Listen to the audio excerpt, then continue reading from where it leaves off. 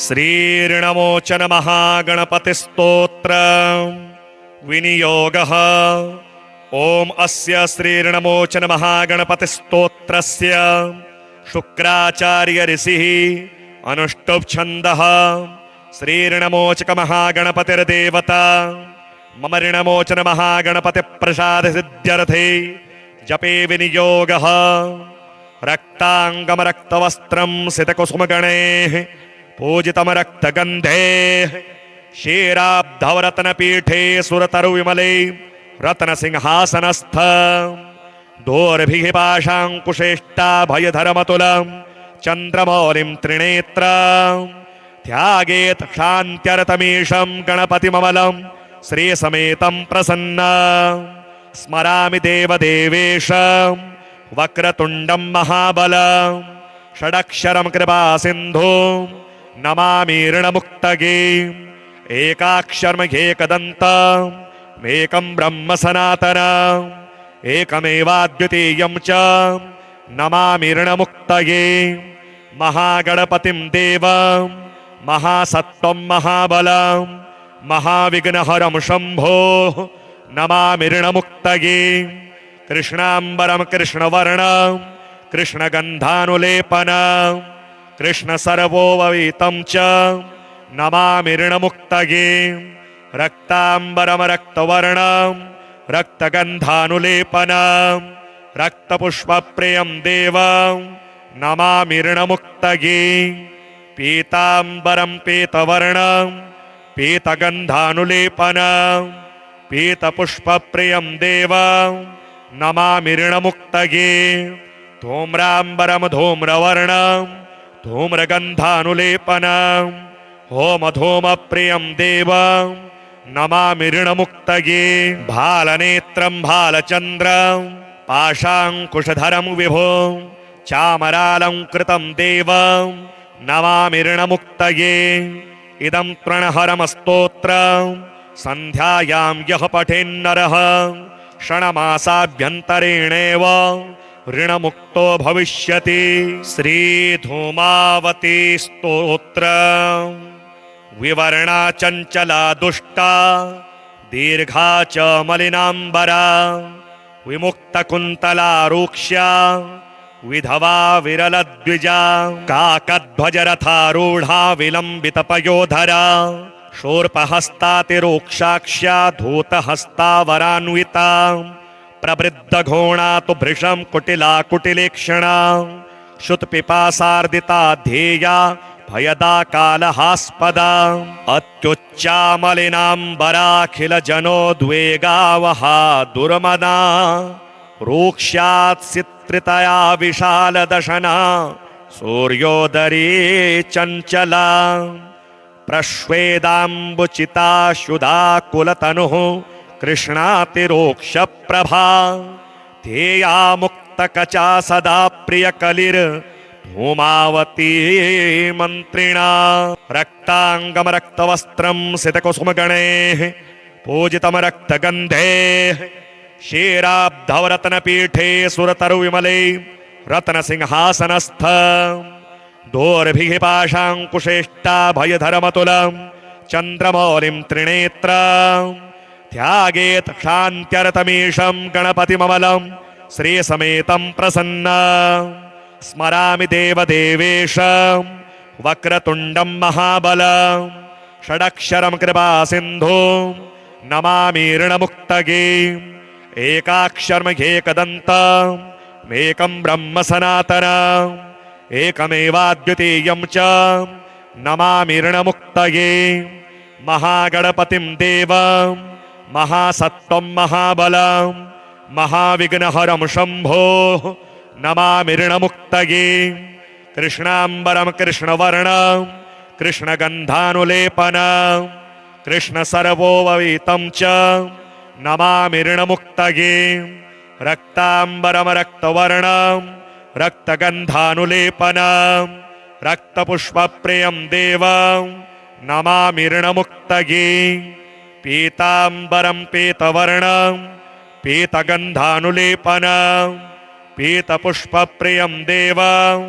नमामि ऋणमुक्तये। धूम्राम्बरं धूम्रवर्णं धूम्रगन्धानुलेपनं होमधूमप्रियं देवं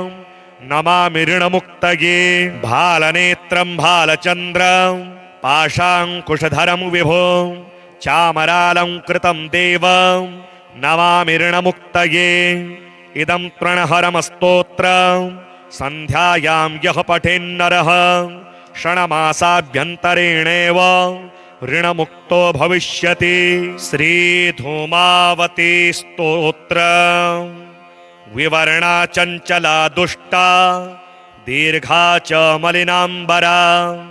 विमुक्तकुन्तला रूक्ष्या विधवा विरलद्विजा काकध्वजरथारूढा विलम्बितपयोधरा शूर्पहस्तातिरोक्षाक्ष्या धूतहस्तावरान्विता प्रवृद्धघोणा तु भृशं कुटिला कुटिलेक्षणा श्रुतपिपासार्दिता ध्येया भयदा कालहास्पदा अत्युच्चामलिनाम्बराखिलजनोद्वेगावहा दुर्मदा रूक्ष्यात्सित्रितया विशालदशना सूर्योदरी चञ्चला प्रश्वेदाम्बुचिता शुदाकुलतनुः कृष्णातिरोक्षप्रभा ध्येया मुक्तकचा सदा प्रियकलिर्धूमावती मन्त्रिणा रक्ताङ्गमरक्तवस्त्रं सितकुसुमगणैः पूजितं रक्तगन्धैः क्षीराब्धवरत्नपीठे सुरतरुविमले रत्नसिंहासनस्थ दोर्भिः पाशाङ्कुशेष्टाभयधरमतुलं चन्द्रमौलिं त्रिनेत्रं त्यागेत क्षान्त्यरतमीशं गणपतिममलं श्रीसमेतं प्रसन्नं स्मरामि देवदेवेशं वक्रतुण्डं महाबलं षडक्षरं कृपासिन्धुं नमामि ऋणमुक्तये एकाक्षरमेकदन्तम् एकं ब्रह्म सनातनम् एकमेवाद्वितीयं च नमामि ऋणमुक्तये महागणपतिं देवं महासत्त्वं महाबलं महाविघ्नहरं शम्भो नमामि ऋणमुक्तये कृष्णाम्बरं कृष्णवर्णं कृष्णगन्धानुलेपनं कृष्णसर्वोपवीतं च नमामि ऋणमुक्तये रक्ताम्बरं रक्तवर्णं रक्तगन्धानुलेपनं रक्तपुष्पप्रियं देवं नमामि ऋणमुक्तये पीताम्बरं पीतवर्णं पीतगन्धानुलेपनं पीतपुष्पप्रियं देवं नमामि ऋणमुक्तये धूम्राम्बरं धूम्रवर्णं धूम्रगन्धानुलेपनं होमधूमप्रियं देवं नमामि ऋणमुक्तये भालनेत्रं भालचन्द्रं पाशाङ्कुशधरं विभुं चामरालङ्कृतं देवं नमामि ऋणमुक्तये इदं तृणहरमस्तोत्रं सन्ध्यायां यः पठेन्नरः षण्मासाभ्यन्तरेणेव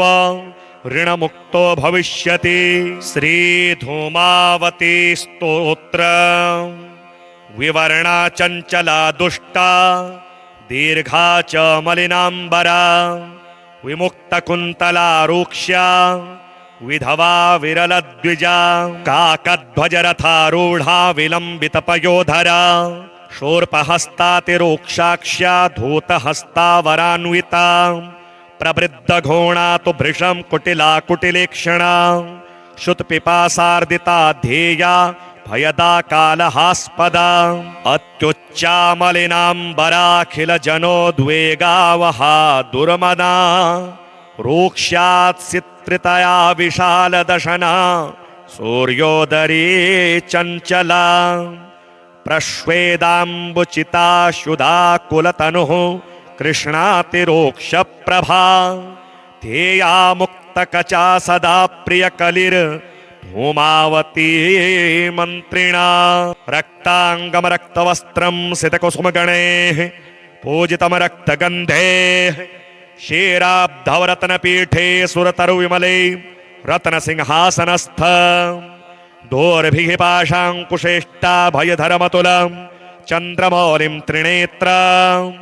ध्यायेत् क्षान्त्यरतमीशं गणपतिममलं श्रीसमेतं प्रसन्ना स्मरामि देवदेवेशं वक्रतुण्डं महाबलं षडक्षरं कृपासिन्धुं नमामि ऋणमुक्तये एकाक्षरमेकदन्तम् एकं ब्रह्म सनातनम् एकमेवाद्वितीयं च नमामि ऋणमुक्तये महागणपतिं देवं महासत्त्वं महाबलं महाविघ्नहरं शम्भोः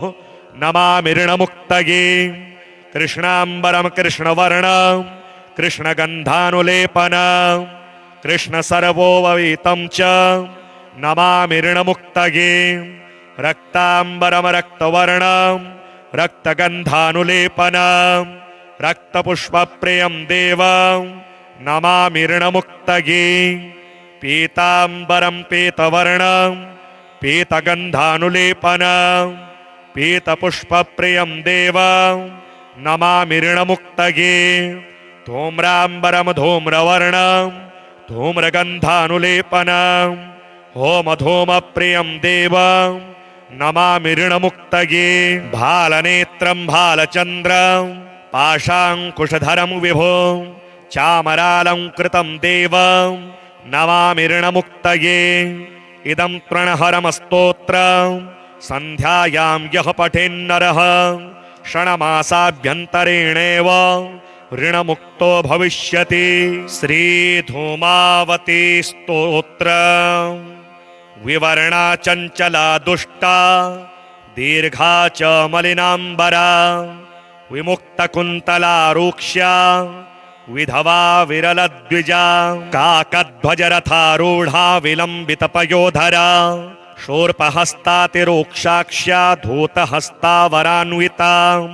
प्रवृद्धघोणा तु भृशं कुटिला कुटिलेक्षणा शुत्पिपासार्दिता ध्येया भयदा कालहास्पदा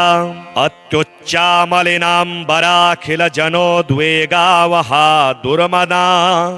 रूक्ष्यात्सित्रितया विशालदशना सूर्योदरी चञ्चला प्रश्वेदाम्बुचिता शुदाकुलतनुः कृष्णातिरोक्षप्रभा ध्येया मुक्तकचा सदा प्रियकलिर्धूमावती मन्त्रिणा रक्ताङ्गं रक्तवस्त्रं सितकुसुमगणैः पूजितं रक्तगन्धैः क्षीराब्धवरत्नपीठे सुरतरुविमले रत्नसिंहासनस्थ दोर्भिः पाशाङ्कुशेष्टाभयधरमतुलं चन्द्रमौलिं त्रिनेत्रं ध्यायेत् क्षान्त्यरतमीशं गणपतिममलं श्रीसमेतं प्रसन्ना स्मरामि देवदेवेशं वक्रतुण्डं महाबलं षडक्षरं कृपासिन्धुं नमामि ऋणमुक्तये एकाक्षरमेकदन्तम् एकं ब्रह्म सनातनम् एकमेवाद्वितीयं च नमामि ऋणमुक्तये महागणपतिं देवं महासत्त्वं महाबलं महाविघ्नहरं शम्भोः नमामि ऋणमुक्तये कृष्णाम्बरं कृष्णवर्णं कृष्णगन्धानुलेपनं कृष्णसर्वोपवीतं च नमामि ऋणमुक्तये रक्ताम्बरं रक्तवर्णं रक्तगन्धानुलेपनं रक्तपुष्पप्रियं देवं नमामि ऋणमुक्तये पीताम्बरं पीतवर्णं पीतगन्धानुलेपनं पीतपुष्पप्रियं देवं नमामि ऋणमुक्तये धूम्राम्बरं धूम्रवर्णं धूम्रगन्धानुलेपनं होमधूमप्रियं देवं नमामि ऋणमुक्तये भालनेत्रं भालचन्द्रं पाशाङ्कुशधरं विभुं चामरालङ्कृतं देवं नमामि ऋणमुक्तये इदं तृणहरमस्तोत्रं सन्ध्यायां यः पठेन्नरः षण्मासाभ्यन्तरेणेव ऋणमुक्तो भविष्यति श्रीधूमावती स्तोत्रम् विवर्णा चञ्चला दुष्टा दीर्घा च मलिनाम्बरा विमुक्तकुन्तला रूक्ष्या विधवा विरलद्विजा काकध्वजरथारूढा विलम्बितपयोधरा शूर्पहस्तातिरोक्षाक्ष्या धूतहस्ता वरान्विता प्रवृद्धघोणा तु भृशं कुटिला कुटिलेक्षणा श्रुतपिपासार्दिता ध्येया भयदा कालहास्पदा अत्युच्चामलिनाम्बराखिलजनोद्वेगावहा दुर्मदा रूक्ष्यात्सित्रितया विशालदशना सूर्योदरी चञ्चला प्रश्वेदाम्बुचिताशुधाकुलतनुः कृष्णातिरोक्षप्रभा ध्येया मुक्तकचा सदा प्रियकलिर्धूमावती मन्त्रिणा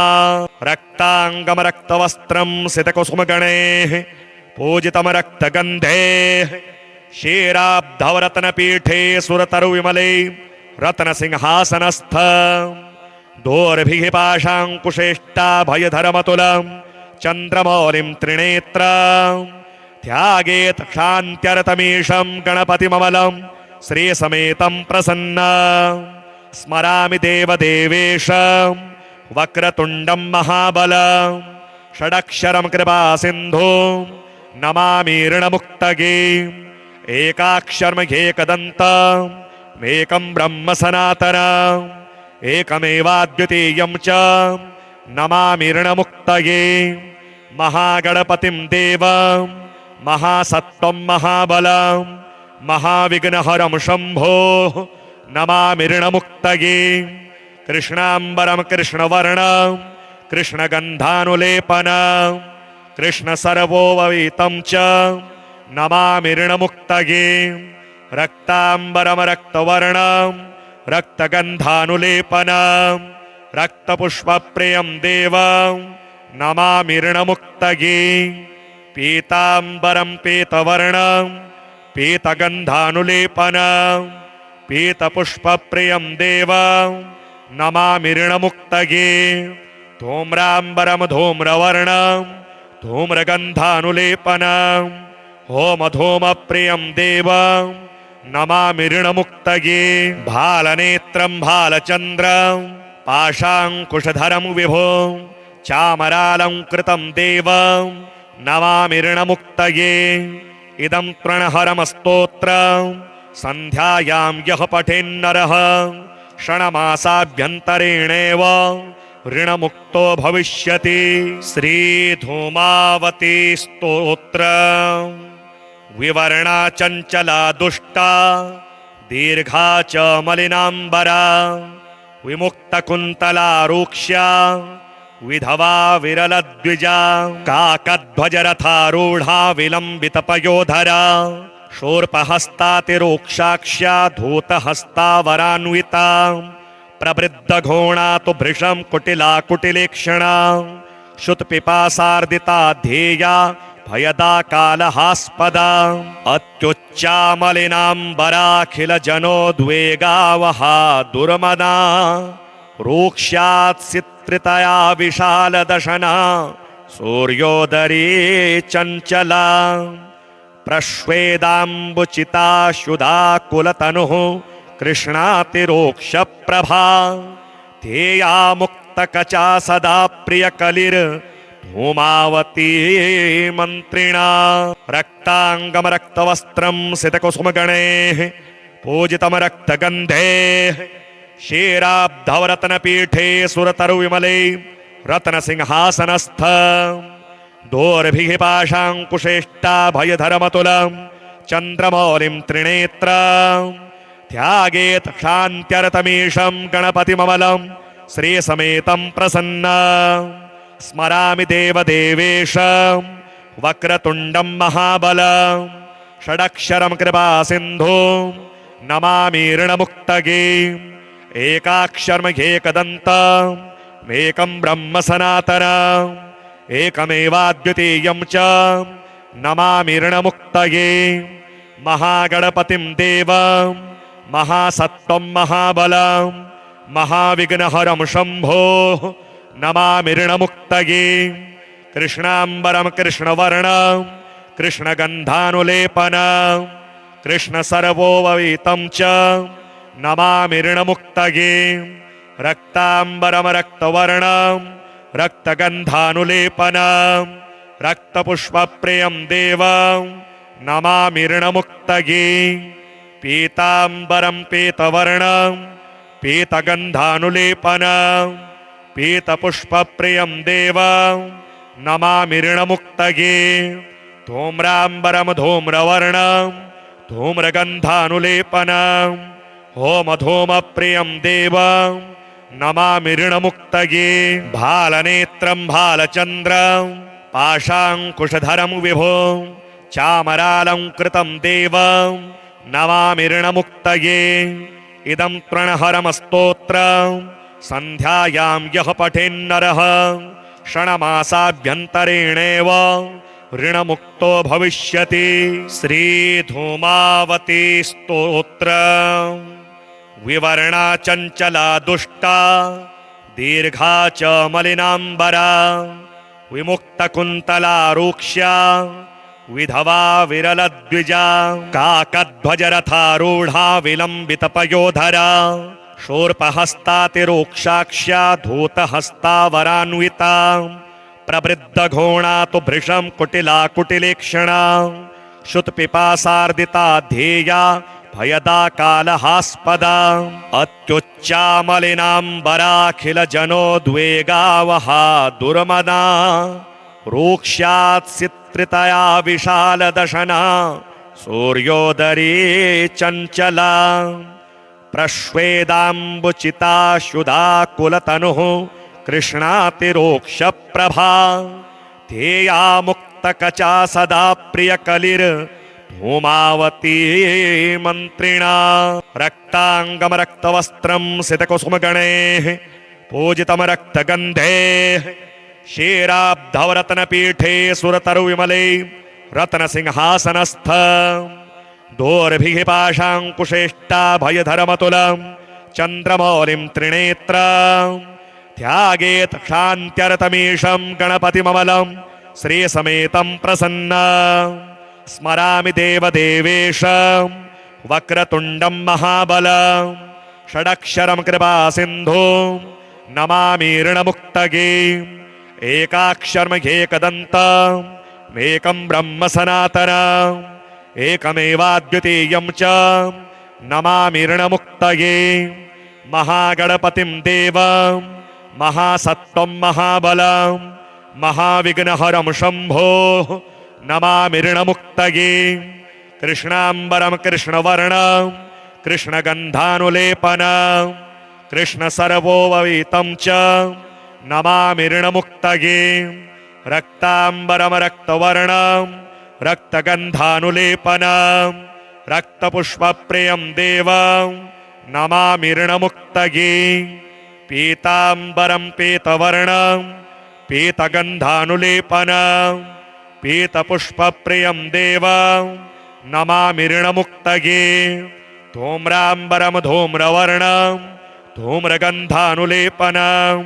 होमधूमप्रियं देवं नमामि ऋणमुक्तये भालनेत्रं भालचन्द्रं पाशाङ्कुशधरं विभुं चामरालङ्कृतं देवं नमामि ऋणमुक्तये इदं तृणहरमस्तोत्रं सन्ध्यायां यः पठेन्नरः षण्मासाभ्यन्तरेणेव ऋणमुक्तो भविष्यति। श्रीधूमावती स्तोत्रम् विवर्णा चञ्चला दुष्टा दीर्घा च मलिनाम्बरा विमुक्तकुन्तला रूक्ष्या विधवा विरलद्विजा काकध्वजरथारूढा विलम्बितपयोधरा शूर्पहस्तातिरोक्षाक्ष्या धूतहस्तावरान्विता प्रवृद्धघोणा तु भृशं कुटिला कुटिलेक्षणा श्रुतपिपासार्दिता ध्येया भयदा कालहास्पदा अत्युच्चामलिनाम्बराखिलजनोद्वेगावहा दुर्मदा रूक्ष्यात्सित्रितया विशालदशना सूर्योदरी चञ्चला प्रश्वेदाम्बुचिता शुदा कुलतनुः कृष्णातिरोक्षप्रभा ध्येया मुक्तकचा सदा प्रियकलिर् धूमावती मन्त्रिणा रक्ताङ्गम रक्तवस्त्रं सितकुसुमगणैः पूजितं रक्तगन्धैः क्षीराब्धवरत्नपीठे सुरतरुविमले रत्नसिंहासनस्थ दोर्भिः पाशाङ्कुशेष्टाभयधरमतुलं चन्द्रमौलिं त्रिनेत्रं त्यागेत् क्षान्त्यरतमीशं गणपतिममलं श्रीसमेतं प्रसन्नं स्मरामि देवदेवेशं वक्रतुण्डं महाबलं षडक्षरं कृपासिन्धुं नमामि ऋणमुक्तगे एकाक्षरमेकदन्तम् एकं ब्रह्म सनातनम् एकमेवाद्वितीयं च नमामि ऋणमुक्तये महागणपतिं देवं महासत्त्वं महाबलं महाविघ्नहरं शम्भो नमामि ऋणमुक्तये कृष्णाम्बरं कृष्णवर्णं कृष्णगन्धानुलेपनं कृष्णसर्वोपवीतं च नमामि ऋणमुक्तये रक्ताम्बरं रक्तवर्णं रक्तगन्धानुलेपनं रक्तपुष्पप्रियं देवं नमामि ऋणमुक्तये पीताम्बरं पीतवर्णं पीतगन्धानुलेपनं पीतपुष्पप्रियं देवं नमामि ऋणमुक्तये धूम्राम्बरं धूम्रवर्णं धूम्रगन्धानुलेपनं होमधूमप्रियं देवं नमामि ऋणमुक्तये भालनेत्रं भालचन्द्रं पाशाङ्कुशधरं विभुं चामरालङ्कृतं देवं नमामि ऋणमुक्तये इदं तृणहरं स्तोत्रं सन्ध्यायां यः पठेन्नरः षण्मासाभ्यन्तरेणेव ऋणमुक्तो भविष्यति श्रीधूमावती स्तोत्रम् विवर्णा चञ्चला दुष्टा दीर्घा च मलिनाम्बरा विमुक्तकुन्तला रूक्ष्या विधवा विरलद्विजा काकध्वजरथारूढा विलम्बितपयोधरा शूर्पहस्तातिरोक्षाक्ष्या धूतहस्तावरान्विता प्रवृद्धघोणा तु भृशं कुटिला कुटिलेक्षणा श्रुतपिपासार्दिता ध्येया भयदा कालहास्पदा अत्युच्चामलिनाम्बराखिलजनोद्वेगावहा दुर्मदा रूक्ष्यात्सित्रितया विशालदशना सूर्योदरी चञ्चला प्रश्वेदाम्बुचिता शुदाकुलतनुः कृष्णातिरोक्षप्रभा ध्येया मुक्तकचा सदा प्रियकलिर्धूमावती मन्त्रिणा रक्ताङ्गम रक्तवस्त्रं सितकुसुमगणैः पूजितं रक्तगन्धैः क्षीराब्धवरत्नपीठे सुरतरुविमले रत्नसिंहासनस्थ दोर्भिः पाशाङ्कुशेष्टाभयधरमतुलं चन्द्रमौलिं त्रिनेत्रं त्यागेत् क्षान्त्यरतमीशं गणपतिममलं श्रीसमेतं प्रसन्नं स्मरामि देवदेवेशं वक्रतुण्डं महाबलं षडक्षरं कृपासिन्धुं नमामि ऋणमुक्तये एकाक्षरमेकदन्तम् एकं ब्रह्म सनातनम् एकमेवाद्वितीयं च नमामि ऋणमुक्तये महागणपतिं देवं महासत्त्वं महाबलं महाविघ्नहरं शम्भो नमामि ऋणमुक्तये कृष्णाम्बरं कृष्णवर्णं कृष्णगन्धानुलेपनं कृष्णसर्वोपवीतं च नमामि ऋणमुक्तये रक्ताम्बरं रक्तवर्णं रक्तगन्धानुलेपनं रक्तपुष्पप्रियं देवं नमामि ऋणमुक्तये पीताम्बरं पीतवर्णं पीतगन्धानुलेपनं पीतपुष्पप्रियं देवं नमामि ऋणमुक्तये धूम्राम्बरं धूम्रवर्णं धूम्रगन्धानुलेपनं होमधूमप्रियं देवं नमामि ऋणमुक्तये भालनेत्रं भालचन्द्रं पाशाङ्कुशधरं विभुं चामरालङ्कृतं देवं नमामि ऋणमुक्तये इदं तृणहरमस्तोत्रं सन्ध्यायां यः पठेन्नरः षण्मासाभ्यन्तरेणेव ऋणमुक्तो भविष्यति। श्रीधूमावती स्तोत्र। विवर्णा चञ्चला दुष्टा दीर्घा च मलिनाम्बरा विमुक्तकुन्तला रूक्ष्या विधवा विरलद्विजा काकध्वजरथारूढा विलम्बितपयोधरा शूर्पहस्तातिरोक्षाक्ष्या धूतहस्तावरान्विता प्रवृद्धघोणा तु भृशं कुटिला कुटिलेक्षणा श्रुतपिपासार्दिता ध्येया भयदा कालहास्पदा अत्युच्चामलिनाम्बराखिलजनोद्वेगावहा दुर्मदा रूक्ष्यात्सित्रितया विशालदशना सूर्योदरी चञ्चला प्रश्वेदाम्बुचिता शुदा कुलतनुः कृष्णातिरोक्षप्रभा ध्येया मुक्तकचा सदा प्रियकलिर्धूमावती मन्त्रिणा रक्ताङ्गमरक्तवस्त्रं सितकुसुमगणैः पूजितं रक्तगन्धैः क्षीराब्धवरत्नपीठे सुरतरुविमले रत्नसिंहासनस्थ दोर्भिः पाशाङ्कुशेष्टाभयधरमतुलं चन्द्रमौलिं त्रिनेत्रं ध्यायेत् शान्त्यरतमीशं गणपतिममलं श्रीसमेतं प्रसन्नं स्मरामि देवदेवेशं वक्रतुण्डं महाबलं षडक्षरं कृपासिन्धुं नमामि ऋणमुक्तये एकाक्षरमेकदन्तम् एकं ब्रह्म सनातनम् एकमेवाद्वितीयं च नमामि ऋणमुक्तये महागणपतिं देवं महासत्त्वं महाबलं महाविघ्नहरं शम्भो नमामि ऋणमुक्तये कृष्णाम्बरं कृष्णवर्णं कृष्णगन्धानुलेपनं कृष्णसर्वोपवीतं च नमामि ऋणमुक्तये रक्ताम्बरं रक्तवर्णं रक्तगन्धानुलेपनं रक्तपुष्पप्रियं देवं नमामि ऋणमुक्तये पीताम्बरं पीतवर्णं पीतगन्धानुलेपनं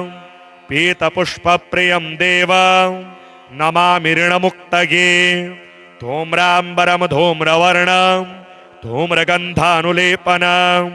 होमधूमप्रियं देवं नमामि ऋणमुक्तये भालनेत्रं भालचन्द्रं पाशाङ्कुशधरं विभुं चामरालङ्कृतं देवं नमामि ऋणमुक्तये इदं तृणहरमस्तोत्रं सन्ध्यायां यः पठेन्नरः षण्मासाभ्यन्तरेणेव ऋणमुक्तो भविष्यति। श्रीधूमावती स्तोत्र। विवर्णा चञ्चला दुष्टा दीर्घा च मलिनाम्बरा विमुक्तकुन्तला रूक्ष्या विधवा विरलद्विजा काकध्वजरथारूढा विलम्बितपयोधरा शूर्पहस्तातिरोक्षाक्ष्या धूतहस्तावरान्विता प्रवृद्धघोणा तु भृशं कुटिला कुटिलेक्षणा श्रुतपिपासार्दिता ध्येया भयदा कालहास्पदा